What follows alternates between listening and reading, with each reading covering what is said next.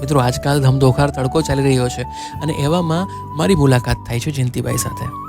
જયંતિભાઈની વધારે વાત કરું તો આધ્યાત્મની ખૂબ જ નજીક એવા વ્યક્તિ છે અને છેલ્લા 15 વર્ષથી આ જગ્યા પર લસ્સીનો બિઝનેસ કરી રહ્યા છે.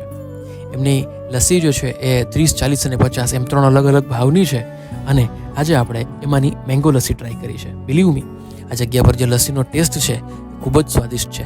દેશી ઢબે બનતી આ લસ્સી માણીને મને ખૂબ જ આનંદ થયો અને તમે પણ જો જામનગર વિસ્તારમાં હોય અને એમાંય બસ સ્ટેશનની આસપાસ હોય તો જરૂરથી જયંતિભાઈની આ લસ્સી ટ્રાય કરજો. કેટલા વર્ષથી લસ્સી વેચો છો અહીંયા? 15 વર્ષની માથે થઈ ગયું છે. વાહ, જોરદાર, બહુ જોરદાર છે. નામ જ્યારે રહીએ એનો પ્રભાવ દેખાડે ત્યારે એના નામ રહીએ, બરોબર છે, એમને નામ ના રહીએ. 100%. હું તમને બચાવે આફતોમાંથી તો નામ રહીએ, તો જ નામ દે, નકર ના